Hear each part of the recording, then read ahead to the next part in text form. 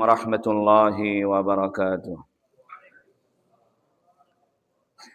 الحمد لله الحمد لله وكفى وسلام على عباده الذين اصطفى. الحمد لله الذي وحده والصلاة والسلام على من لا نبي بعده. وبشانه قال جل وعلا: إن الله وملائكته يصلون على النبي يا أيها الذين آمنوا صلوا عليه وسلموا تسليما. اللهم صل على محمد وعلى آل محمد كما صليت على إبراهيم وعلى آل إبراهيم إنك حميد مجيد. اللهم بارك على محمد وعلى آل محمد كما باركت على إبراهيم وعلى آل إبراهيم إنك حميد مجيد.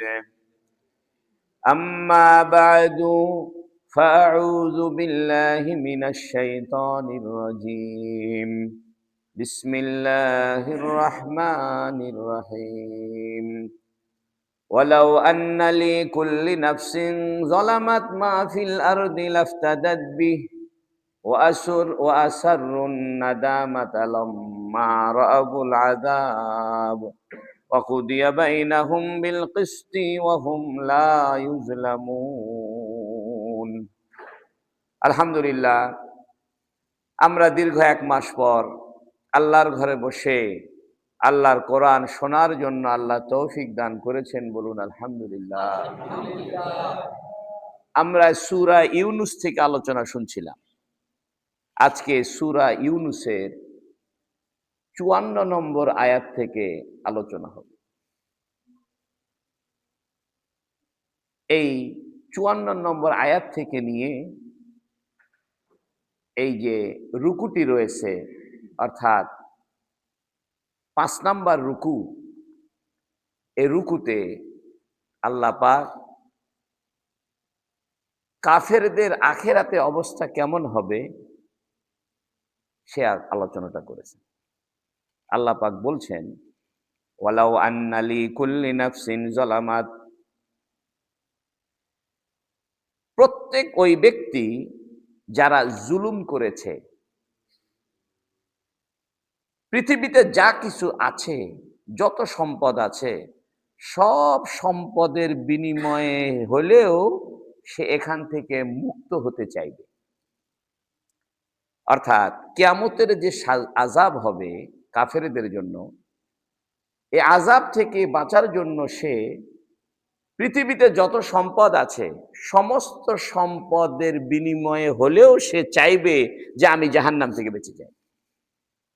অর্থাৎ কোন কাফেরকে, যারা জাহান্নামী, তাদেরকে যদি পৃথিবীতে যত সম্পদ আছে, সোনা দানা, টাকা পয়সা, গাড়ি বাড়ি, ব্যাংক ব্যালেন্স, জমি জমা, দোকানপাট, বিল্ডিং, কল কারখানা যা আছে, গোটা পৃথিবীর যত সম্পদ, এ সমস্ত সম্পদের মালিক যদি কেউ হয়ে যায়, আর জাহান্নামের শাস্তি যখন সে দেখবে, এত বড় সম্পদও সে দান করে দিতে চাইবে, শুধু আমি জাহান্নাম থেকে বেঁচে যাই। তাই আল্লাহ বলছেন, ওয়ালাউ আন্না লিকুল্লি নাফসিন যালামাত মা ফিল আরদি লাফতাদাত বিহ, যদি প্রত্যেক ওই ব্যক্তি যে জুলুম করেছে সে পৃথিবীর সমস্ত কিছুর বিনিময়ে হলেও জাহান্নাম থেকে মুক্তি পেতে চাইবে। জালামাত বা জালেম, এটার ব্যাখ্যা কি? এটার ব্যাখ্যা মুফাসসিরিন করেছেন জালেমদের সবচেয়ে বড় জালেম হলো যারা শিরিক করে। কারণ কোরআনুল কারীমে অন্য জায়গায় আছে ইন্না শিরকা লা জুলমুন আযীম, অবশ্যই শিরিক এটা বড় জুলুম। এজন্য ওয়ালাউ আন্না লিকুল্লি নাফসিন যালামাত, প্রত্যেক ওই ব্যক্তি যে জুলুম করেছে অর্থাৎ শিরিক করেছে, আল্লাহর সঙ্গে শিরিক করেছে, সেও চাইবে দুনিয়ার সবকিছুর বিনিময়ে হলেও জাহান্নামের শাস্তি থেকে মুক্তি পেতে চাইবে। ওয়া আসাররুন নাদামাতা লাম্মা রাআবুল আযাব, এবং সে লজ্জাকে গোপন করবে। লাম্মা রাআবুল আযাব, যখন সে শাস্তি দেখতে পাবে। জাহান্নামের শাস্তি যখন সে দেখবে তখন সে লজ্জা গোপন করবে। লজ্জা গোপন করার অর্থ কি? লজ্জা গোপন করার অর্থ হলো সে দুনিয়াতে যে শিরিক করেছিল, আল্লাহর হুকুম মতো চলে নাই, এ কারণে যে সে লজ্জিত হচ্ছে, জাহান্নামে যাচ্ছে, এই কথাটা সে মাথা নিচু করে থাকবে। সে ভাববে যেন কেউ তার এই দুরবস্থা না দেখে, অর্থাৎ সে লজ্জাটা ঢাকার চেষ্টা করবে। কিয়ামতের দিন সে যে জাহান্নামে যাচ্ছে এটা তার জন্য লজ্জার বিষয়। এই লজ্জার বিষয়টা যেন আর কেউ না জানে, আর কেউ না দেখে, এটা সে ঢাকার চেষ্টা করবে, কিন্তু ঢাকতে পারবে না। তাই আল্লাহ বলছেন ওয়া আসাররুন নাদামাতা লাম্মা রাআবুল আযাব, এবং সে লজ্জাকে ঢেকে রাখতে চাইবে লাম্মা রাআবুল আযাব, যখন তে শাস্তি দেখবে। আরেকটা তরজমা হলো সে চাইবে আমার এই লজ্জাকর পরিস্থিতি, জাহান্নামে যাওয়ার পরিস্থিতি, এটা যেন আমার আত্মীয় স্বজন বন্ধু বান্ধব কেউ না দেখে। আর এক অর্থ হলো দুনিয়াতে যাদেরকে সে কুফুরির দিকে নিয়ে গিয়েছিল, দুনিয়াতে যাদেরকে সে আল্লাহর বিরোধিতায় উদ্বুদ্ধ করেছিল, আল্লাহ রাসূলের হুকুমের বিরুদ্ধে নিয়ে গিয়েছিল, তারা ওদেরকে বলবে এই তোমার কারণেই তো দুনিয়ায় আমি কাফের হয়েছি, তোমার কারণেই তো আমার আজকে আখেরাতে বিপদ হচ্ছে। যারা দুর্বল শ্রেণী ছিল এরা ওই বড় লোকদেরকে, যারা মানুষদেরকে কুফরিতে নিয়ে গিয়েছিল, আল্লাহর হুকুমের বিরুদ্ধে নিয়ে গিয়েছিল, তাদেরকে বলবে যে তোমরাই তো আমাদেরকে দুনিয়াতে কাফের দিকে টানছো। তখন এরা বলবে চুপ করো, এটা বলিও না, এটা গোপন রাখো, এটা বলে আমাকে আর লজ্জা দিও না। তাহলে একটা অর্থ হইল ওই সমস্ত কাফেররা ওই দুর্বল শ্রেণীর কাফেরদেরকে বলবে যে তোমরা আমাদের কথায় কুফরি করছিলে, আমাদের কথায় আল্লাহ রাসূলের বিরোধিতা করেছিলে, সে কথা বলে আমাদেরকে আর শরম দিও না।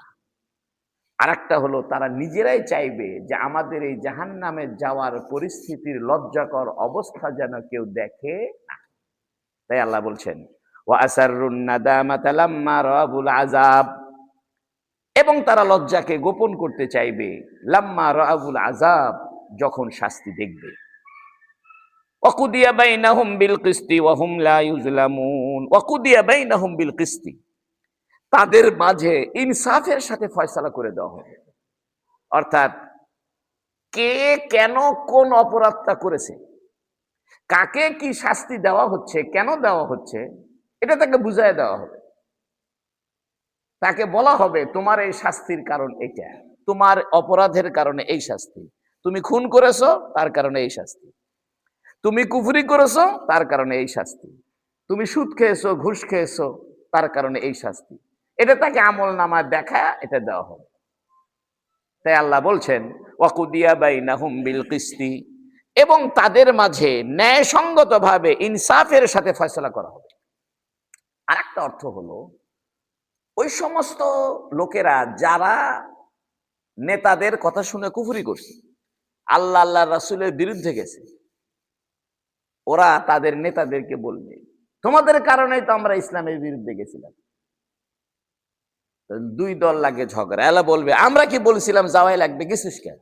বহু মানুষকে আমরা ডাকছিলাম, সবাই তো আমাদের কথা শোনেনি, তুই কে শুনলো?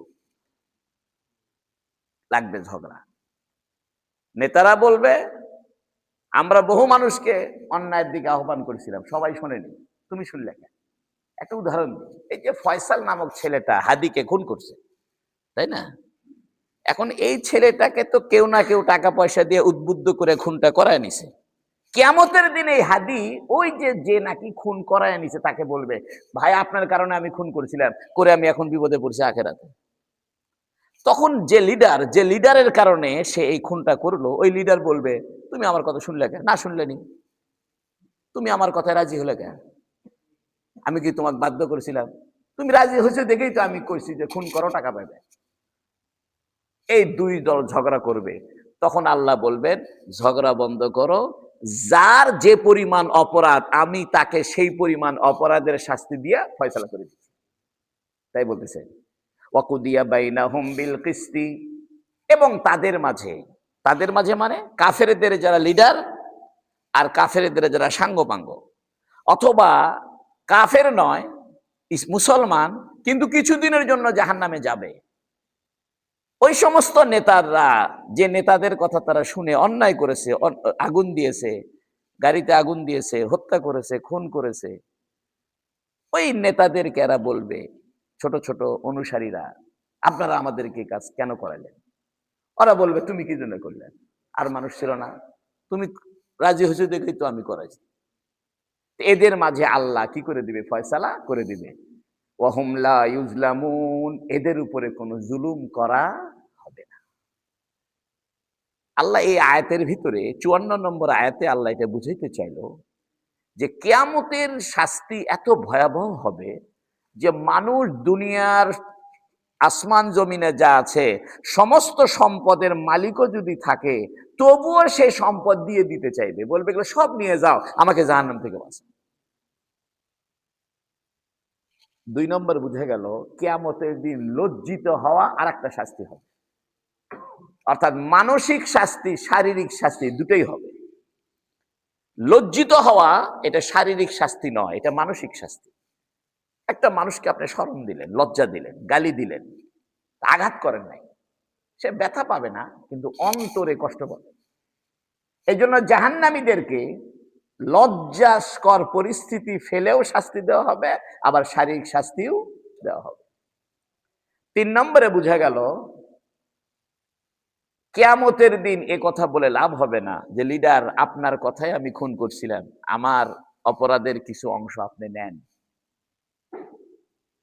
অথবা লিডার এ কথাও বলে পার পাবে না যে তুমি কেন করলে, তোমারটা তুমি, আমারটা আমি। আল্লাহ বলতেছে যার যে পরিমাণ অপরাধ সে পরিমাণ অপরাধ দিয়ে আমি কি করে ফয়সালা করে দিব। ওয়াহুম লা ইউজলামুন, তাদের কারো প্রতি জুলুম করা হবে না। তাহলে আয়াতের প্রথম অংশে জুলুম মানে ছিল শিরিক, আবার পরের অংশের জুলুম মানে শিরিক নয়, অর্থাৎ অত্যাচার করা, হক নষ্ট করা। এই জন্য শিরিককে এই জন্য জুলুম বলে, শিরিক যারা করে এরা আল্লাহর হক নষ্ট করে। কারণ আল্লাহর হক হইল আল্লাহকে এক বলে স্বীকার করা। আপনি এখন আল্লাহর হক আল্লাহকে দিলেন না, অর্থাৎ আল্লাহকে এক বলে স্বীকার করা এটা আল্লাহর অধিকার, এটা আল্লাহর হক, কিন্তু আপনি সেটা আল্লাহর জন্য করলেন না, এটা জুলুম করলেন। এই জন্য সবচেয়ে বড় শিরিক জুলুম হইল শিরিক। আলা ইন্না লিল্লাহি মা ফিস সামাওয়াতি ওয়াল আরদি আলা ইন্না ওয়াদাল্লাহি হাক্কুন ওয়ালাকিন্না আকসারাহুম লা ইয়ালামুন। আল্লাহ বলছেন আলা, এ দুনিয়ার মানুষ শোনো, ইন্না লিল্লাহি মা ফিস সামাওয়াতি ওয়াল আরদি, অবশ্যই আসমান সমূহ এবং জমিনে যা আছে সব আল্লাহর। সব কার? আল্লাহর। আলা ইন্না ওয়াদাল্লাহি হাক্কুন, জেনে রাখো অবশ্যই আল্লাহর ওয়াদা সত্য। ওয়ালাকিন্না আকসারহুম লা ইয়ালামুন, কিন্তু মানুষের অধিকাংশ মানুষ তা জানে না। এই কথাটা কেন বলছেন আল্লাহ? আল্লাহ এই কথা বলছেন যে আমার সঙ্গে শিরিক করা যেমন জুলুম, দুনিয়াবাসীর অধিকার নষ্ট করা, দুনিয়ার কারো হক মারা খাওয়া, এটাও জুলুম। কারণ আসমান জমিনের সব মালিকানা কার? এই জন্য দেখেন আল্লাহ একটা প্রিন্সিপাল কথা বলছে, কোন মানুষ কখনো কারো জমি মেরে খাবে না, কোনো অন্যায় করবে না, ঘুষ খাবে না, কারো হক নষ্ট করবে না, যদি সে মনে করে যে এই জিনিসটা কার? আল্লাহ। আপনি শ্রমিকের পারিশ্রমিক দিচ্ছেন না, মনে করতেছেন এই পারিশ্রমিক আমি দিব তাহলে আমার লস হয়ে যাবে, এটা আমি মালিক। আর আপনি যদি চিন্তা করেন এটা মালিককে, তাহলে আপনাকে দিতে কোনো কষ্ট হবে না। আর যদি আপনি চিন্তা করেন আমি অধিকারীকে অধিকার দিলাম না, হকদারকে হক দিলাম না, এটা জিনিসটা তো আল্লাহর, তাহলে আমি আল্লাহর হকই নষ্ট করলাম, তাহলে আপনি গুনাহগার হবেন এবং আপনি চিন্তা করবেন যে না আমি এটা করবো না। অর্থাৎ আমরা যে হক নষ্ট করি, এটা আমাদের মনের ভিতরে কাজ করে যেটা মালিক আমি, অর্থাৎ আমি যা খুশি তাই করবো। কিন্তু যখন মনে করবে যে না মালিক কে? আল্লাহ, তখন সে এইটা মেরে খেতেও চাইবে না, এটা অন্যায়ভাবে ভোগ দখলও করতে চাইবে না। আবার হকদারকে হক দিতে সে কষ্টও পাবে না, কারণ মালিক তো আমি না, মালিককে আল্লাহর জিনিস দিচ্ছি, আমার সমস্যা কি? এই জন্য একজন মানুষ যখন দান করে তখন মনের মধ্যে কষ্ট লাগবে ওই সময়, যদি সে মনে করে ইস এত কষ্টের টাকা দান করে দিলাম। আর যদি মনে চিন্তা করে যে এটা কষ্টের কিসে, টাকাই তো আমারই না, টাকা কার? আল্লাহর টাকা আল্লাহ রাস্তায় দিচ্ছি, তাহলে কষ্ট হবে না। একজন মানুষ জাকাত দিচ্ছে, জাকাত দেওয়ার সময় তার অন্তরে কষ্ট লাগে, এত টাকা জাকাত দিয়ে দিলেন। আর যদি সে চিন্তা করে টাকায় আমার না, টাকায় আল্লাহ, দিয়ে দিলেন জাকাত, তার কষ্ট হবে না। এই জন্য আল্লাহ আয়াতটা বলতেছেন, শুনে রাখো, তোমরা যে মানুষের অধিকার নষ্ট করো, জুলুম করো, এই জুলুম করার মূল রোগটা হলো মনে করছো তুমি মালিক, তুমি নিজেকে মালিক মনে করছো, এই জন্য তুমি জুলুম করতেছো। মালিকানা যদি আল্লাহর জন্য ছেড়ে দাও, তাহলে আর জুলুম করতে চাইবে না। তাই আল্লাহ বলছেন ইন্না লিল্লাহি, আলা জেনে রাখো, ইন্না লিল্লাহি মা ফিস সামাওয়াতি ওয়াল আরদি, অবশ্যই আসমান সমূহ এবং জমিনের সবকিছুর মালিক কে? আল্লাহ। আলা জেনে রাখো, ইন্না ওয়াদাল্লাহি হাক্কুন, অবশ্যই আল্লাহর ওয়াদা সত্য। এর মানে হলো আসমান জমিনের মূল মালিক আমি, জমির মালিক, টাকার মালিক, দোকানের মালিক, ব্যবসার মালিক, মাল সম্পদের সব মালিক আমি।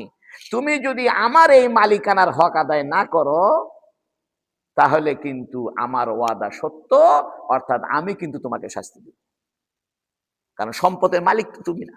এই জন্য ইসলামে মালিকানার বিষয়টাকে আল্লাহর দিকে ঠেকায় দিছে। দুনিয়াতে যে আমরা মালিক, এটাও আমরা মালিক, আমরা হলাম খরচের মালিক। দেখেন মালিক দুই রকম, একটা হলো মূল সত্তার মালিক, আর একটা হলো খরচ করার মালিক। একটা উদাহরণ দিই, আপনি আপনার ছেলেকে 500 টাকা দিলেন, দিয়ে বলেন যাও দই মিষ্টি কিনে আনো।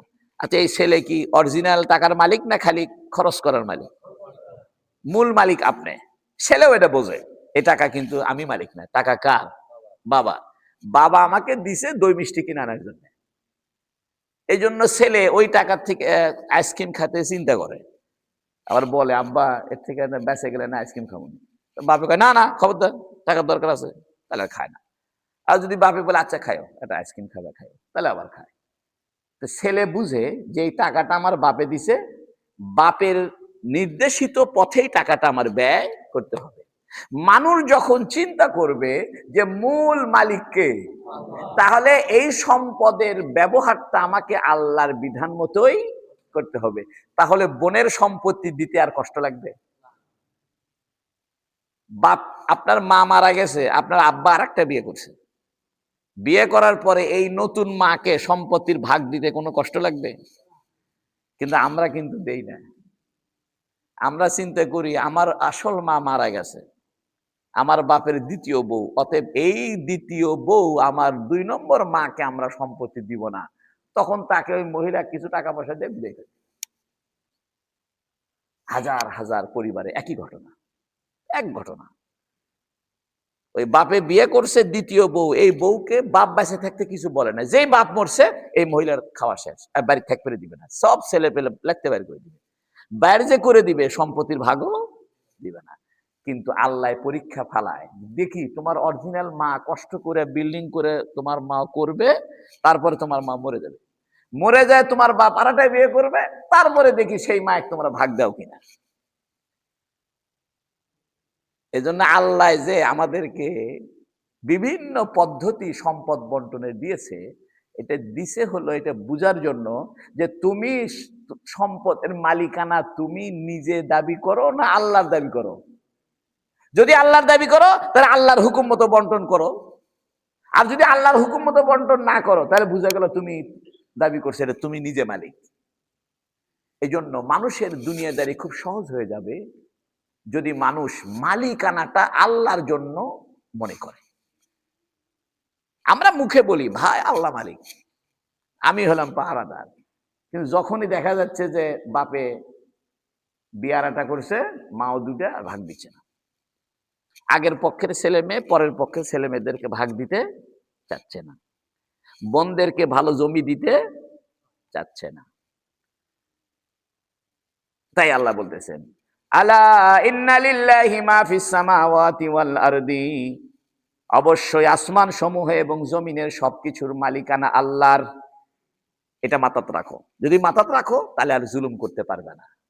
আলা ইন্না ওয়াদাল্লাহি হাক্কুন, জেনে রাখো আল্লাহর ওয়াদা সত্য। অর্থাৎ তোমরা যদি আমার হক আদায় না করো, আল্লাহর হক বান্দার হক দোনোটা আদায় না করো, এ ব্যাপারে আমি যে ওয়াদা করছি শাস্তি দিব, এই কথা কিন্তু কি সত্য। ওয়ালাকিন্না আকতারাহুম লা ইয়ালামুন, কিন্তু অধিকাংশ মানুষ এটা জানে না, অর্থাৎ বোঝে না। দুনিয়ার মোহে পড়ে দুনিয়ার সম্পত্তি বন্টনের ক্ষেত্রে, মানুষের হক আদায়ের ক্ষেত্রে সঠিকভাবে সে কার্যকলাপ করে না, সে এটা বুঝে না। এখন আল্লাহ বলতেছেন আরে মিয়া, নিজের মালিকানা নিজে দাবি করছো, ওয়া হুয়া ইউহয়ী ওয়া ইউমীতু ওয়া ইলাইহি তুরজাউন, তিনিই তো জীবন দিয়েছেন। লেন আসল জায়গা হাত দিছে, সুবহানাল্লাহ। আপনি আর আমি দুনিয়ার সম্পদের মধ্যে কৃপণতা করব, যাকাত দিব না, হকদারকে হক দিব না, ভেজাল দিব। আল্লাহ করছে অত মালিকানা তো আমার, আমার তোমার জীবনের মালিকটাও কে? তাই বলতেছে ওয়া হুয়া ইউহয়ী, তিনিই তো জীবন দেয়, ওয়া ইউমীত, মৃত্যু দেয়। এত বাহাদুরি করো কেন? ফট করে যদি মৃত্যু দিই সব কাম শেষ।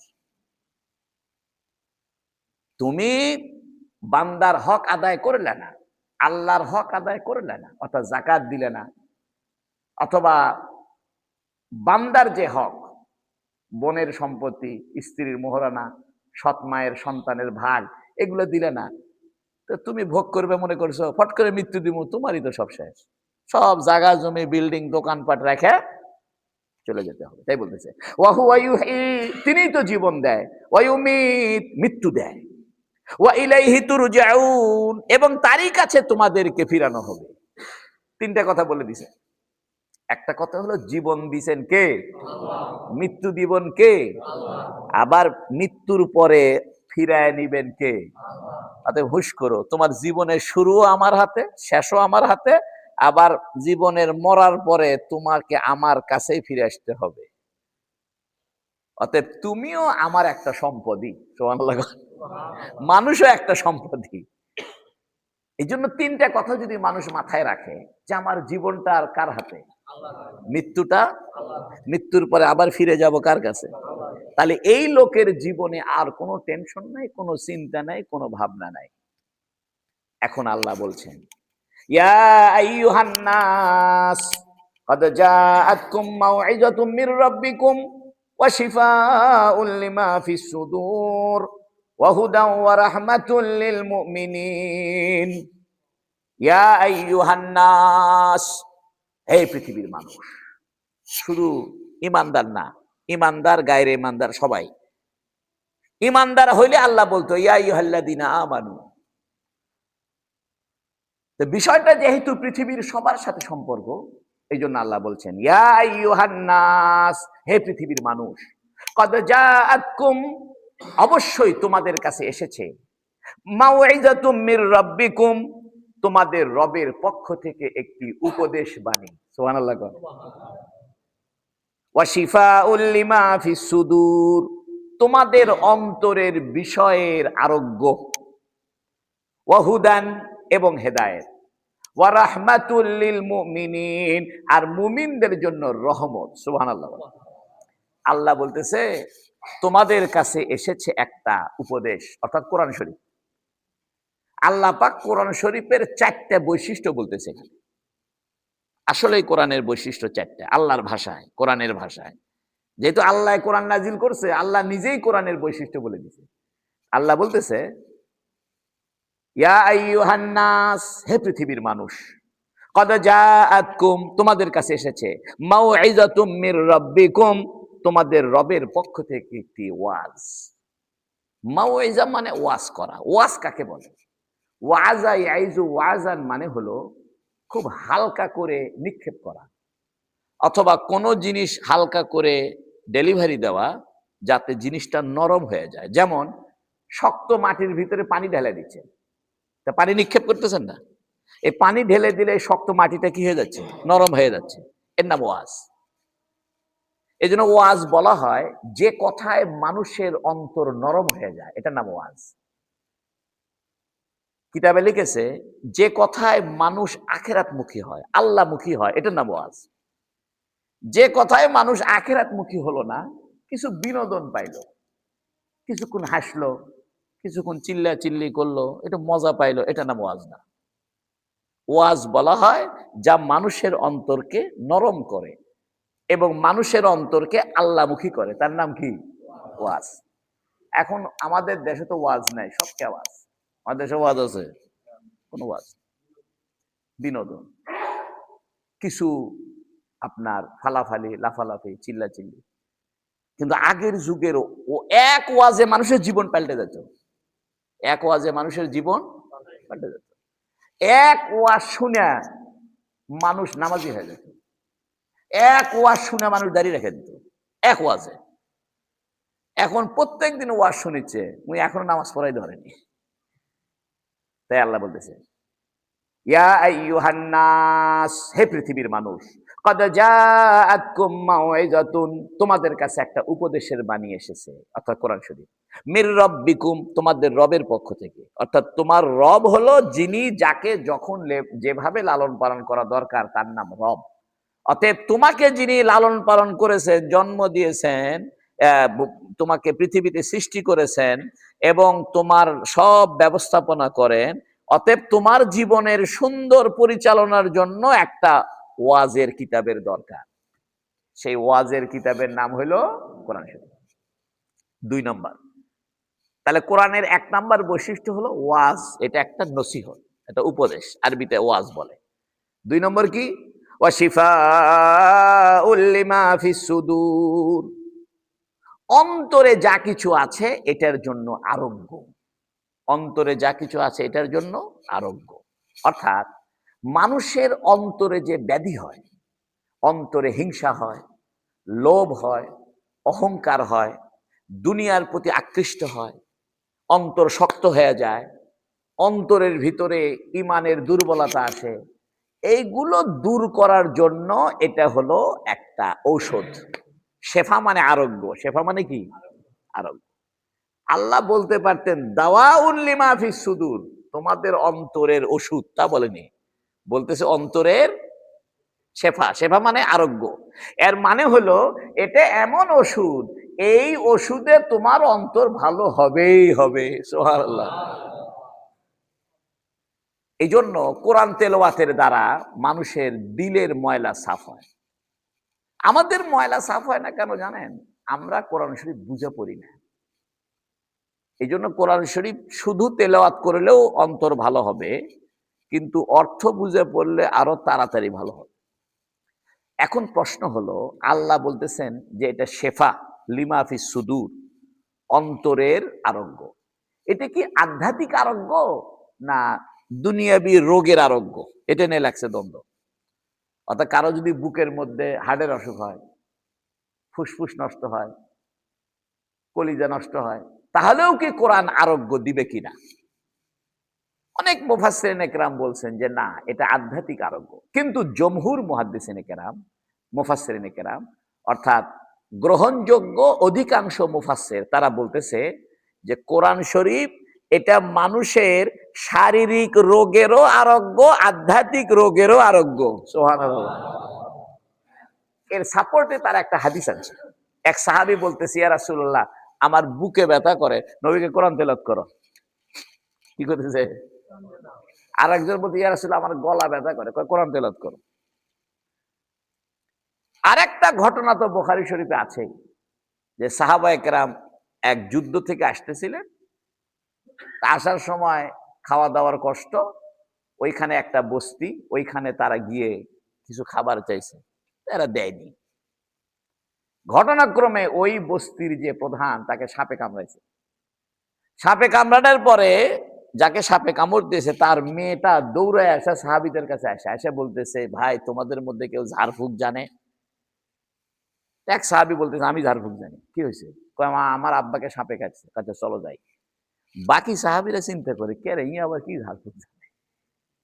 গেছে, যাওয়ার পরে সূরা ফাতিহা পড়া থুতু লাগায় ফু দিছে, বিষ ভালো হয়ে গেছে। যখন বিষটা ভালো হয়ে গেছে, সাপের বিষ, তখন এই লোকটা করেছে কি, এক পাল ছাগল ওই সাহাবীকে দিছে, হাদিয়া দিছে। যে গোত্র প্রধান ছিল সে, অনেক ছাগল তার, মানে এক পাল ছাগল সাথে নিয়ে সাহাবীদের কাছে আসছে, তার সঙ্গীদের কাছে। তারা বলতেছে, কিরে তুমি এতগুলো ছাগল কেমনে পাইলে? কয়, আমি ঝাড়ফুঁক করে এগুলো পাইছি। কয়, না, নবী আলাইহিস সালাম ঝাড়ফুঁক নিষেধ করছে, তুমি আবার কি করলে, এগুলো আমরা খাবো না। তখন পরের দিন এরা সবাই হুজুর সাল্লাল্লাহু আলাইহি ওয়াসাল্লামের কাছে মদিনায় আসছে, আসে বলতেছে, ইয়া রাসূলুল্লাহ, এরকম আমি ফু দিয়া সাপের বিষ ভালো করে দিছি। কয়, কি পরে ফু দিছো? কয়, আপনি তো বলছেন সূরাতুল ফাতিহা সূরাতুশ শিফা, সূরা ফাতিহা হলো আরোগ্যের সূরা, তা আমি সূরা ফাতিহা পড়ে থুতু দিয়ে ফু দিছি, ভালো হয়ে গেছে। নবী ইসলাম একটু হাসিয়া বলতেছে, তাহলে ওই ছাগলের গোশত আমাকে দাও, আমি একটু খাই। এই হাদিস থেকে তিনটা কথা বোঝা গেল। একটা কথা বোঝা গেল যে কোরআনুল কারীমের দ্বারা শারীরিক অসুখও ভালো হবে। শারীরিক অসুখও কি হবে? ভালো হবে। কারণ সূরা ফাতিহা পড়ে ফু দেওয়ার কারণেই তো সাপের বিষ ভালো হয়েছে। তাহলে বোঝা গেল কোরআন শরীফ শারীরিক চিকিৎসার ক্ষেত্রেও ব্যবহার হবে। ২ নম্বর বোঝা গেল, ঝাড়ফুঁক করিয়া হাদিয়া নেওয়া, বিনিময় নেওয়া, টাকা নেওয়া জায়েজ আছে। ৩ নম্বর বোঝা গেল, কেউ যদি ঝাড়ফুঁক করে তাহলে তাকে কোরআনের আয়াতের দ্বারা করতে হবে, কুফরি কালাম দিয়ে করা জায়েজ নাই। এই জন্য হাদিসে আছে, সূরা ইয়াসিন মানুষের মৃত্যু যন্ত্রণাকে কমিয়ে দেয়। তাহলে মৃত্যু যন্ত্রণা এটা তো একটা শারীরিক কষ্ট, আর সূরা ইয়াসিন শারীরিক কষ্ট কি করে? দূর করে। এই জন্য মুফাসসিরিনে কেরামের একটা বড় দল, অধিকাংশ জামাত, তারা বলতেছে যে কোরআন শরীফ যেমন মানুষের আধ্যাত্মিক অসুখ ভালো করে, হিংসা বিদ্বেষ এগুলো ভালো করে, লোভ লালসা এটাকে ভালো করে, পাশাপাশি শারীরিক অসুখও ভালো করে। এখন কথা হলো, তা আমাদের তো ভালো করে না, তা আমাদের সেই একিন নাই। এটা একিনের সাথে সম্পর্ক। যার যত বেশি একিন, যার যত বেশি ইমানের মজবুতি, তার দ্বারা তত বেশি ভালো হবে। এই জন্য দেখেন, আমার এক ওস্তাদ ছিলেন, আমি যার কাছে বুখারী শরীফ পড়েছি, ওনার নাম ইসহাক আল গাজী সাহেব। আমি মাদ্রাসায় যখন, পটিয়া মাদ্রাসায় যখন আমি শিক্ষক হয়েছি নতুন, তো আমি তিব্বিয়া ভবনে থাকতাম। তো ওইখানে ছাদের মধ্যে খালি রাত 12টা 11টার দিকে ধূপ ধাপ আওয়াজ হয়। তো সবাই কয় জিন দৌড়ায়। তা আমিও চিন্তা করলাম যে হইতেও পারে, বাস্তবেই তাই, কোনো মানুষজন নাই, খালি ধূপ ধাপ আওয়াজ হয়, রাতের বেলা আরো বেশি। তা আমি ওই হুজুর এক যা বললাম, হুজুর, এই ছাদের মধ্যে খালি ধূপ ধাপ আওয়াজ হয়, রাত্রেবেলা বেশি হয়, ছেলে পেলে ভয় পায়। করা জিন, তুমি যাই আমার নাম বলবে যে গাজী সাহেব হুজুর বলছে তোমাদেরকে এখান থেকে চলে যেতে কইছে। সুবহানাল্লাহ। তাবিজ সুবিজ কিছু দেয়নি, খালি বলছে আমার নাম যা বলবে যে গাজী সাহেব তোমাদেরকে চলে যেতে বলছে। তা আমি একদিন ওই রাতের বেলা ভয়ে ভয়ে ছাদে উঠছি, উঠে কইলাম, আসসালামু আলাইকুম, গাজী সাহেব হুজুর বলছে তোমাদেরকে চলে যেতে, চলে যাও। পরের দিন থেকে আর আওয়াজ টাওয়াজ কিচ্ছু নাই। এর মানে হলো, একটা হলো আমেল, একটা হলো কামেল। অনেকে দেখবে নামাজ রোজা কিচ্ছু নাই, কিন্তু তাবিজ করে, কামও হয়। নামাজ রোজা কিচ্ছু নেই, বিড়িও খায়, আচার আচরণ চরিত্র নাউজুবিল্লাহ কিচ্ছুই ভালো না, তারপরে তাবিজে কাজ হয়। ই হলো আমেল, আমলকারী আমেল। আর এটা আছে কামেল।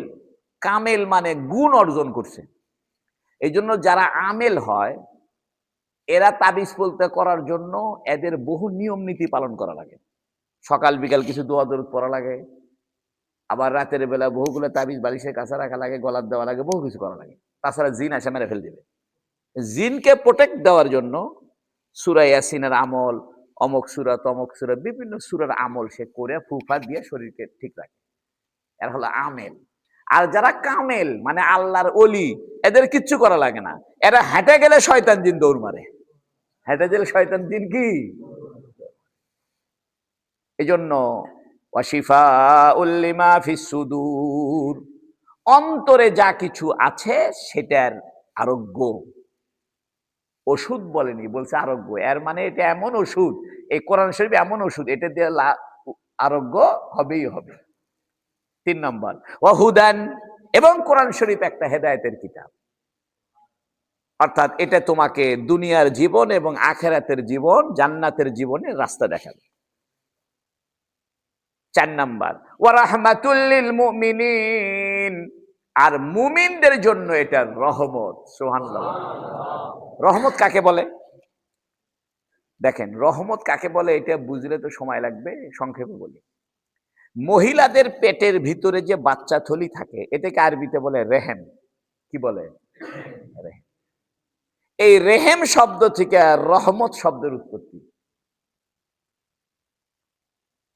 এখন মহিলাদের পেটের ভিতরের বাচ্চা থলি, যার নাম রেহেম, সেইখান থেকে রহমত শব্দটি চয়ন করা হয়েছে। কেন?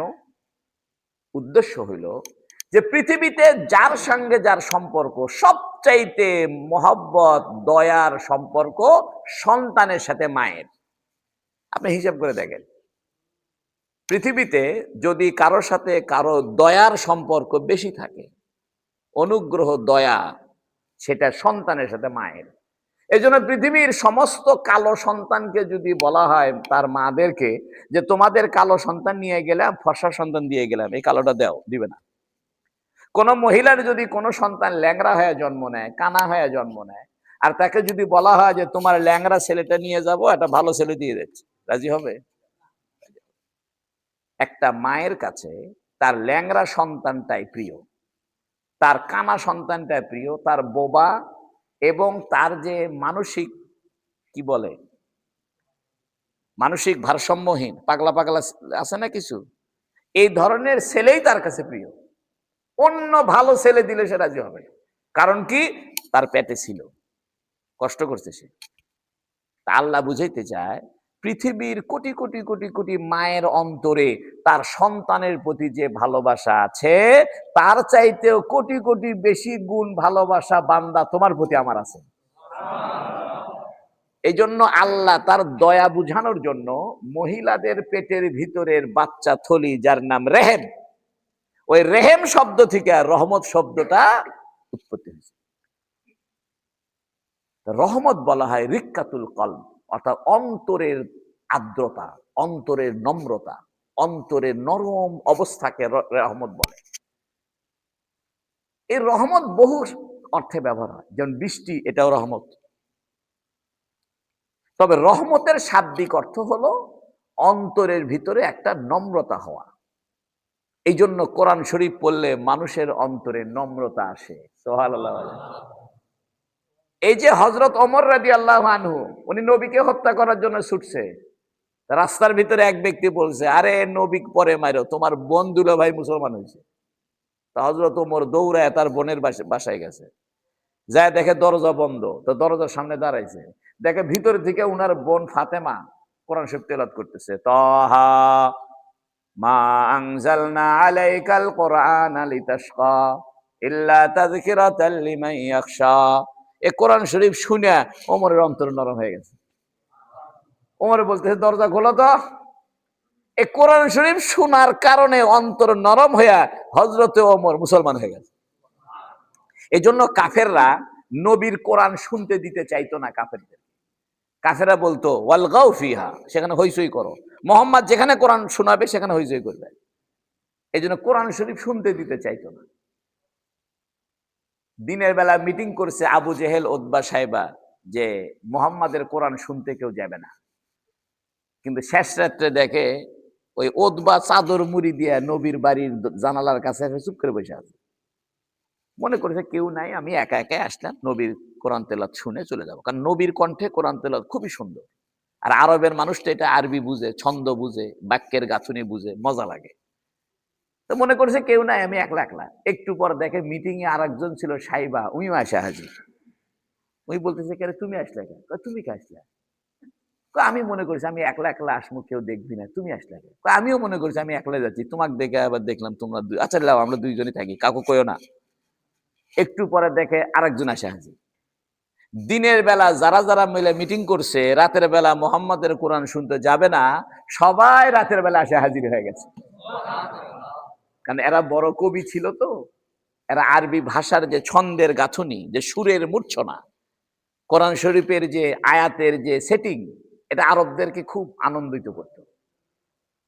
এই জন্য এরা চিন্তা করতো মোহাম্মদের উপরে নতুন কি আয়াত নাজিল হয়েছে, ছন্দটা কেমন, সুরটা কেমন, বাক্যের গাঁথুনিটা কেমন, একটু শুনে আসি। এই জন্য এরা যাইতো। তা আল্লাহ বলতেছে ওয়া রাহমাতুল লিল মুমিনিন, এবং এই কোরআন শরীফ হলো মুমিনদের জন্য রহমত।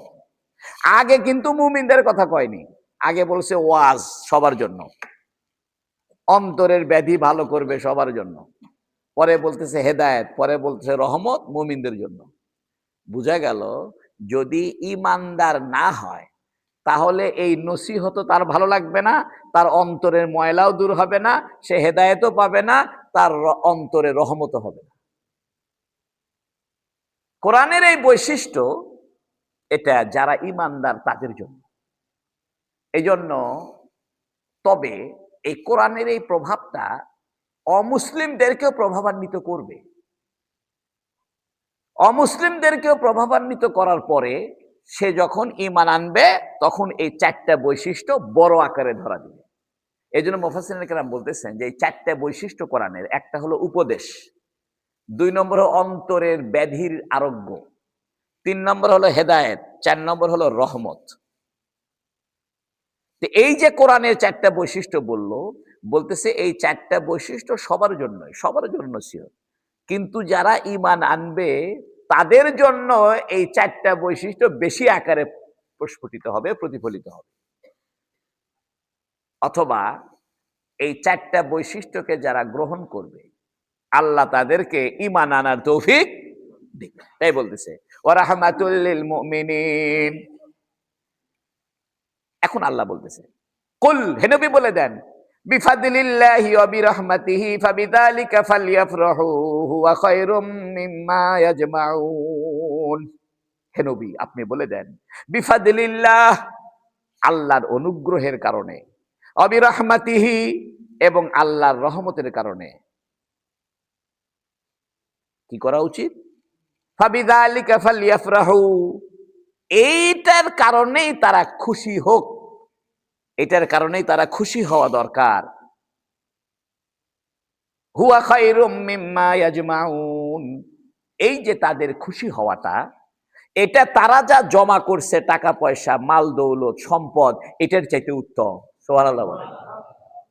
আল্লাহ বলছেন যে হে নবী আপনি বলে দেন আল্লাহর অনুগ্রহের কারণে। আর অনুগ্রহ কি? হাদিসের ভিতরে আছে, অনুগ্রহ হলো ইসলাম। অনুগ্রহ কি? ইসলাম।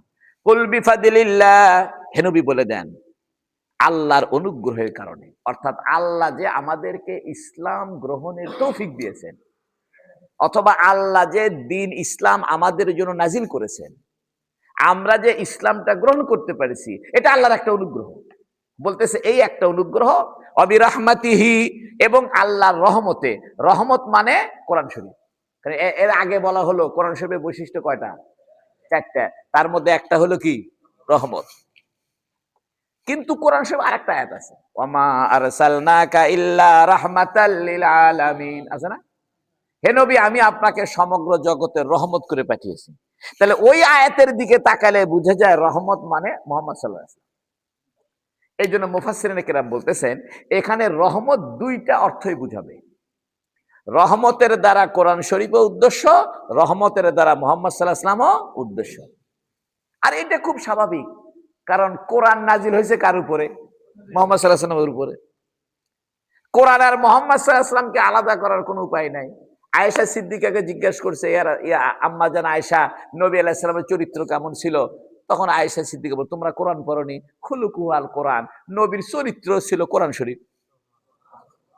তাহলে কোরআন শরীফ নবীর সাথে অঙ্গাঙ্গি ভাবে জড়িত। কোরআন শরীফ হলো লিখিত কিতাব, আর রাসূলুল্লাহ সাল্লাল্লাহু আলাইহি ওয়াসাল্লাম হলো এটার চলন্ত নমুনা। এই জন্য কোরআন শরীফও রহমত, রাসূলুল্লাহ সাল্লাল্লাহু আলাইহি ওয়াসাল্লামও রহমত। তাহলে আল্লাহ রহমত বলে কোরআন শরীফে দুইটা জিনিস উল্লেখ করেছেন। বৃষ্টির কথা উল্লেখ আছে, কিন্তু বড় ধরনের রহমত হইল দুইটা, একটা হলো মুহাম্মদ সাল্লাল্লাহু আলাইহি ওয়াসাল্লাম, আর একটা হলো কোরআন। আচ্ছা, অবিফাজলিল্লাহ এটার দ্বারা ইসলাম, কিন্তু কোরআন শরীফে সূরা জুমার মধ্যে বিফাজলিল্লাহর দ্বারা উদ্দেশ্য হচ্ছে রিজিক। যেমন ওয়াইদা কুদিয়াতিস সালাত ফান্তাশিরু ফিল আরদি ওয়াবতাগু মিন ফাদলিল্লাহ, যখন নামাজ শেষ হবে তখন আল্লাহর ফজল খোঁজার জন্য বের হও, অর্থাৎ আল্লাহর দেওয়া রিজিক অন্বেষণের জন্য বের হও। তাহলে কোরআন শরীফের ওই আয়াতের মধ্যে ফজল হলো রিজিক। চাকরি বাকরি ক্ষেত খামার এগুলো রিজিক। নামাজ পড়েই জীবিকার সন্ধানে বের হও, নামাজ পড়ে ব্যবসার দিকে চলে যাও, নামাজ পড়ে ক্ষেত খামারের দিকে চলে যাও, চাকরিতে চলে যাও। আর এখানে ফজলের দ্বারা কোরআন বলতেছেন, তাহলে ওইখানে সূরা জুমার ভিতরে যে ফজল আছে সেখানে যে রিজিক উদ্দেশ্য, আর এখানে ফজল দ্বারা কোরআন ইসলাম উদ্দেশ্য, এটার কানেকশন। তো মুফাসসিরিনে কেরাম বলতেছেন দুনিয়ার ক্ষেত খামার চাকরি বাকরি ব্যবসা বাণিজ্য রিজিকের দ্বারা শরীর বেঁচে থাকে, আর ইসলামের রিজিকের দ্বারা মানুষের রুহু বেঁচে থাকে। সুবহানাল্লাহ। এই যে দুইটা রিজিক দরকার। কয়টা রিজিক দরকার? এই জন্য ইসলামের বাণী, হেদায়েত, নামাজ, রোজা এগুলো একটা রিজিক, রুহের রিজিক। আর আলু, মরিচ, পটল, গোস্ত, দই, ডিম, দুধ, পোলাও, কোরমা, কলা, লিচু, আপেল, আঙ্গুর এগুলো শরীরের রিজিক। এই জন্য কোরআন শরীফে ফজল বলে দুটো উদ্দেশ্য হয়েছে। সূরা জুমার মধ্যে হয়েছে ফজল মানে রিজিক, আর এখানে ফজল মানে ইসলাম। দুটেই রিজিক। একটা রিজিক হলো রক্তগোস্ত হাড্ডির দেহের জন্য, আর একটা রিজিক হলো রুহের জন্য। রুহের রিজিকের নাম হলো ইসলাম, আর আর শরীরের রিজিকের নাম হলো চাকরি বাকরি ব্যবসা বাণিজ্য ক্ষেত খামার। রহমতও দুই অর্থে আসছে, একটা হলো কোরআন শরীফ আর একটা হলো। এখন বেদাতীরা এই আয়াতটা দিয়ে দলিল দিয়ে বলে যে আল্লাহ খুশি হতে বলছে। দেখেন বেদাতীরা এই আয়াতটা বলে, যারা জশ্নে জুলুস বাইর করে, ট্রাক মিছিল বাইর করে, আছে না? ওই যে আপনার ওই পল্লী কি SOS স্কুল থেকে কি বের করে, বিশাল শোডাউন বের করে, ওরা এই আয়াতটা বলে। কি বলে? কুল বিফাদিলিল্লাহি ওয়া বিরহমাত। দেখেন ওদের দলিলটা কত বড় ভণ্ডামি, সেটা আজকে টের পাবে। ওরা বলতেছে কুল বিফাদিলিল্লাহি ওয়া বিরহমাতিহি, আল্লাহ বলছেন হে নবী আপনি বলে দেন আল্লাহর অনুগ্রহের কারণে এবং আল্লাহর রহমতের কারণে। অনুগ্রহের কারণে মানে ইসলামের কারণে, আর রহমতের কারণে মানে কোরআন শরীফ বা মুহাম্মদ সাল্লাল্লাহু আলাইহি ওয়াসাল্লামের কারণে। কি এই কারণে কি হয়েছে? ফাবিযালিকা ফালইফরাহু, এই কারণে তারা যেন খুশি করে, তারা যেন খুশি থাকে, তারা যেন কি থাকে? খুশি থাকে। এই জন্য আমরা খুশিতে মিছিল বের করি। যেহেতু আল্লাহ আমাদেরকে কোরআন শরীফে বলছে ফালইফরাহু, তারা যেন আল্লাহর অনুগ্রহের কারণে অর্থাৎ ইসলামের কারণে, আর আল্লাহর রহমতের কারণে অর্থাৎ কোরআন শরীফ এবং মুহাম্মদ সাল্লাল্লাহু আলাইহি ওয়াসাল্লামের কারণে তারা যেন খুশি থাকে, এই জন্য আমরা খুশি করেছি। দেখেন ইয়াফরাহু শব্দের অর্থের ভুল ব্যাখ্যা দিচ্ছে তারা। ফারিহা ইয়াফরাহু মানে নিজে খুশি হওয়া, খুশি উদযাপন করা নয়। কথা বুঝছেন? একটা হলো খুশি উদযাপন করা, একটা হলো খুশি থাকা। এরা এইটাকে করতেছে কি খুশি থাকার অর্থ না বলে খুশি উদযাপনের অর্থ দিচ্ছে। আচ্ছা রাসূলের কারণে আমরা খুশি না বেজার? কোরআনের কারণে খুশি না বেজার? চাকরি বাকরি ক্ষেত খামার কৃষি কাজ এই যে রিজিক, এটার জন্য আমরা খুশি না বেজার? আমরা কি এই খুশি কি আমাদের মন মতো হবে না সাহাবায়ে কেরামের মতো হবে? তো সাহাবায়ে কেরাম এই খুশি বোঝেনি। ওরা কি নবীর জন্মদিনে মিছিল বের করছে? বরং তারা রোজা রাখছে। এই জন্য তুমি মিসাই কোরআন শরীফে একটা আয়াত দিয়ে দলিল দিয়ে নতুন একটা ভণ্ডামি বাইর করবে, এটা পাক্কা বেদাত। এই জন্য বেদাতিরা এই আয়াতটা বলে যে আল্লাহই তো বলছে তারা খুশি থাকুক, এই জন্য আমরা খুশি করার জন্য মিছিল বের করছি, কেক কাটিচ্ছি, বিশাল শোডাউন দিচ্ছি, আমরা খুশি প্রকাশ করতেছি। তখন তাদেরকে বলবেন, খুশি প্রকাশ করার তোমাদের চাইতে বেশি ভালোবাসে কে, তুমি না সাহাবায়ে কেরাম? এই জন্য সাহাবায়ে কেরামের আমল থেকে তুমি বাইরে যেতে পারবে না। এখন আপনি খুশি হবেন, আচ্ছা ভালো কথা, খুব খুশি। তো ঈদের আপনি ইয়ে করেন, রমজান মাসে খুশি হয়ে রোজা ভেঙে দেন, তাহলে হবে? আপনার মন মতো হবে? খুশি হওয়ার পদ্ধতি কি? মুফাসসিরিন কেরাম লিখছেন, খুশি হওয়ার পদ্ধতি হলো রাসূলের সুন্নত মতো চলো, কোরআনের হুকুম মতো চলো, তাহলে বোঝা যাবে তুমি কোরআন আর রাসূলকে পেয়ে খুশি আছো।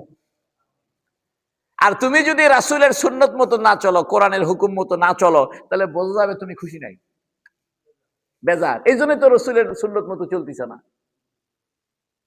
তুমি কোরআনের হুকুম মতো চলতিছ না, কোরআনের বিধান মতো চলতেছ না। সেটা তোমার পারিবারিক হোক, সমাজ হোক, রাষ্ট্র হোক, তুমি এখানে কোরআনের বিধানকে তুমি চাইতেছ না, তাহলে তুমি কোরআনের উপরে কি নাই, খুশি নাই। এটা হলো অর্থ। ওরা এই খুশি নিয়ে গেছে ট্রাক মিছিলের মধ্যে। কত বড় ভণ্ড দেখে। অরিজিনাল অর্থ হলো খুশি থাকো। খুশি থাকো মানে রাসূল সাল্লাল্লাহু আলাইহি ওয়াসাল্লামের সুন্নত মতো আমল করো, রাসূলকে মহব্বত করো, রাসূলের প্রতি দরুদ পড়ো, এটা হলো খুশি থাকার রাস্তা। আর ইসলাম নিয়ে খুশি থাকো মানে, কোরআন নিয়ে খুশি থাকো মানে কোরআনের হুকুম মতো জীবন যাপন করো, এটা হলো খুশি থাকা। তাই আল্লাহ বলতেছে, কুল বিফাদলিল্লাহি ওয়া বিরাহমাতিহি ফাবিযালিকা ফালইফরাহু হুয়া খায়রুম মিম্মা ইয়াজমাউন। দেখেন, হুয়া খায়রুম মিম্মা ইয়াজমাউন, আল্লাহ খুশি থাকতে বলতেছে তারা যে জমা রাখছে, অর্থাৎ কাফেররা যে টাকা পয়সা জমা রাখছে, এইখান থেকে এটা অনেক উত্তম। আল্লাহ, ইসলাম, কোরআন, রসুল এদের উপরে খুশি থাকা এ টাকা পয়সা জমা করার চাইতে খুশি বেশি ভালো, বেশি উত্তম। বাস্তবে তাই দেখেন। এজন্য কোরআনের ভাষায়, কোরআনের দৃষ্টিভঙ্গিতে সবচেয়ে খুশিতে কারা থাকে? ওই লোকটা সবচেয়ে বেশি খুশিতে থাকে যে কোরআন পাওয়ার কারণে খুশি হয়েছে, রাসূল সাল্লাল্লাহু আলাইহি ওয়াসাল্লামকে পাওয়ার কারণে খুশি হয়েছে, ইসলাম পাওয়ার কারণে খুশি হয়েছে। এই লোকটা কোটি কোটি বড়লোকের চাইতেও খুশিতে আছে। আর কোটি কোটি টাকা আছে কিন্তু কোরআন জানে না, রসুলকে চিনে না, ইসলামকে জানে না, সে খুশি পাবে না। তা আল্লাহ খুশির মাপকাঠি নির্ধারণ করছে কোরআন, রসুল, ইসলাম। এই জন্য ওই লোকটাই খুশি থাকবে, ওই লোকটাই সুখী জীবন হবে যে লোক ইসলাম পায়া খুশি হয়ে গেছে, কোরআন পায়া খুশি হয়ে গেছে, রাসূল সাল্লাল্লাহু আলাইহি ওয়াসাল্লামকে পেয়ে খুশি হয়ে গেছে। এই লোকটাই আসল খুশিবান লোক, সুখী লোক। কাদের চাইতে? মিম্মা ইয়াজমাউন, এই কাফেররা যে টাকা পয়সা জমা করছে তার তুলনায়। এই জন্য দেখবেন ওলামায়ে কেরামের চাইতে খুশির জীবন কারো কাছে নাই। বাস্তব কথা বললাম আমি। যে যত বেশি কোরআন পড়বে, কোরআন বুঝার চেষ্টা করবে, গবেষণা করবে, সে তত খুশির জীবন পাওয়া যাবে, অন্তরের ভিতরে খুশি আসবে। এটা বাস্তব। এমনও হয় জানেন, কোরআন শরীফ পড়তে পড়তে এত খুশি লাগে, যাহা আল্লাহ আমাদের জন্য কোরআনটা দিছে। রাসূল সাল্লাল্লাহু আলাইহি ওয়াসাল্লামের উম্মত হতে পারার কারণে চরম আনন্দ লাগে।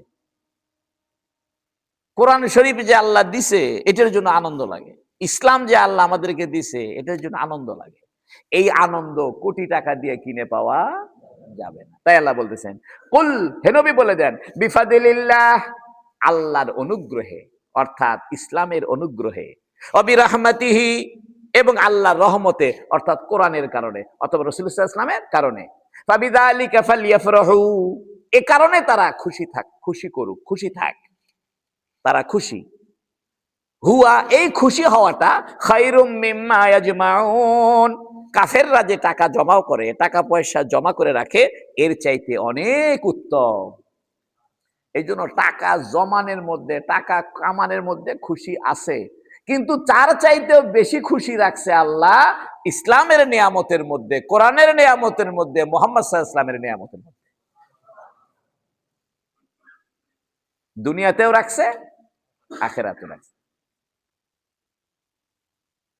এই জন্য বন্ধুরা আমার, আমি আপনাদেরকে এই কথা বলে শেষ করে দিই, কোরআন শরীফ যেমন অন্তরের ব্যাধি দূর করে, কোরআন শরীফ মানুষের শারীরিক ব্যাধিও দূর করে।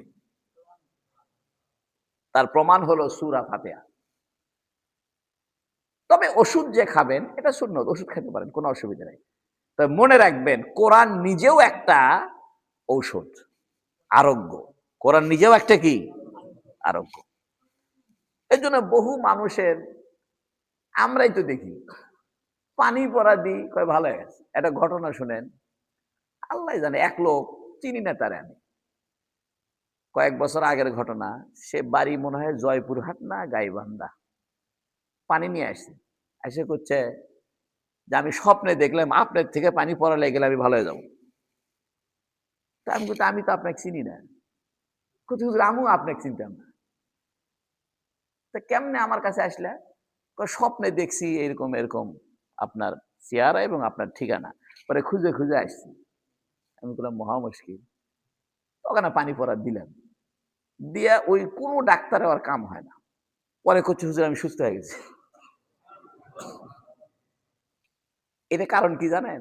কারণ হইল তার বিশ্বাস। তার বিশ্বাস ছিল যে একিন, যে আমি কোরআনের দ্বারা আমি কি হব? ভালো হব। এই জন্য শোনেন, জিন যাদেরকে ধরে এদের কোনো ট্যাবলেট দিয়ে কাজ হবে? গোটা মেডিকেল কলেজ গুলে খাওয়ায় একটা জিন তাড়াতে পারবেন না।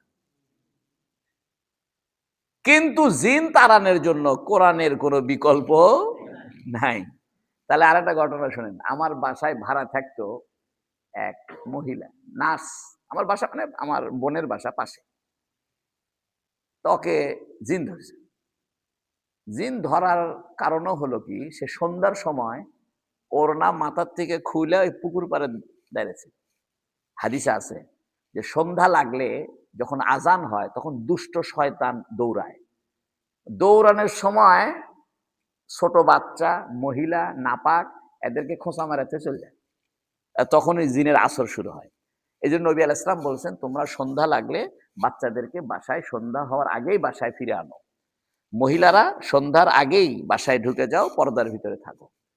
সন্ধ্যা যখন শেষ হয়ে যাবে তারপরে আবার অন্যান্য কাজে লিপ্ত থাকো। এই জন্য জিন বেশিরভাগ মানুষকে ধরে সন্ধ্যের দিকে। সন্ধ্যার সময় যখন আজান হয় তখন শয়তান তো পলায়ন করে। শয়তান তো জিনের অন্তর্ভুক্ত। যাই হোক, ওই মহিলা জিনে ধরছে। তোর স্বামী এসে আমাকে বললো হুজুর আপনারা কিছু ফুফা দেন। আমি বললাম আমি এগুলো জানি না। হুজুর হুজুর আপনি আসেন তো, যা জানেন তাই। গেলাম, যাওয়ার পরে দেখি ওই আয়াতুল কুরসি সূরা ফাতিহা পড়ে ফু দিলাম, ভালো হয়ে গেল। তারপরের ঘটনাটা শোনেন, তোর স্বামী করছে হুজুর আল্লাহর রহমতে, আপনার দোয়ায় আল্লাহর রহমতে আমার বউ সুস্থ, একদম সুস্থ হয়ে গেল। আমি আবার বাসাতে চলে আসলাম। ঘন্টাখানিক পরে আবার জিন ধরছে। কি ধরছে? আবার ধরছে। ধরে ওর স্বামী আবার আমাকে আবার ডাক্তার আসছে, করছে হুজুর আবার আসে। তো গেছি, দেখো এইবার জিন করছে, প্রথমবার আপনার সম্মানে গেলাম, এইবারও যাবো, জানতো হুজুর ঝামেলা করেন না, অক্সারমো না সহজে। ওই মহিলা, জিনের কথা তো মহিলার মুখ থেকে বাইরে হয়, কথা বুঝছেন? তো এই মহিলা বলতেছে, প্রথমবার আপনাকে ইজ্জত করে সম্মান করে চলে গেলাম, আপনি কারবালার হুজুর না? করছে ওই মহিলা, করছে মানে জিনি বলতে। হ্যাঁ, আমি আপনাকে চিনি তো, আপনি একটু নামাজ পড়ান, আপনি নামাজ পড়ে কোনটি বসেন, সব আমরা জানি। জানতো হুজুর জানতো, আপনাকে আমরা ভালোবাসি, অক্সারমোনা সহজে, আপনি জানতো। তখন আমি ওর স্বামীকে ডেকে বললাম আমার দ্বারা কাজ হবে না, কারণ আমি আমেল না। কারণ যারা এগুলা ফুফার কাজ করে ওদের কিছু টেকনিক আছে। তো তুমি যারা এগুলা জিন তারায় ওদের কাছে যাও। আমাকে যতটুক সম্মান করার করছে, এর বাইরে আর করবে না। এখন আর পিটন লাগবে, অথবা বোতলের তোলা লাগবে, অথবা দড়িতে বান্ধা লাগবে, সেই কাম তো আমি জানি। এই হলো অবস্থা। তাই আল্লাহ বলতেছেন, কুল বিফাদিলিল্লাহি ওয়া বিরাহমাতিহি ফাবিযালিকা ফালইফরাহু। হে নবী বলে দেন, আল্লাহর অনুগ্রহ তথা ইসলামের কারণে, ওয়া বিরাহমাতিহি আল্লাহর রহমত তথা কোরআন এবং মুহাম্মদ সাল্লাল্লাহু আলাইহি ওয়াসাল্লামের কারণে, ফাবিযালিকা ফালইফরাহু এতেই যেন তারা খুশি থাকে, এতেই জানে তারা খুশি থাকে। হুয়া খায়রুম মিম্মা ইয়াজমাউ দুনিয়ার মানুষ যে মাল সামানা জমা করে, টাকা জমা করে, এর চাইতে অনেক উত্তম ইসলাম, কোরআন, মুহাম্মদ সাল্লাল্লাহু আলাইহি ওয়াসাল্লামকে নিয়ে খুশিতে থাকা। আল্লাহ আমাদের সবাইকে তৌফিক দান করুক, বলুন আমিন। আজকে এই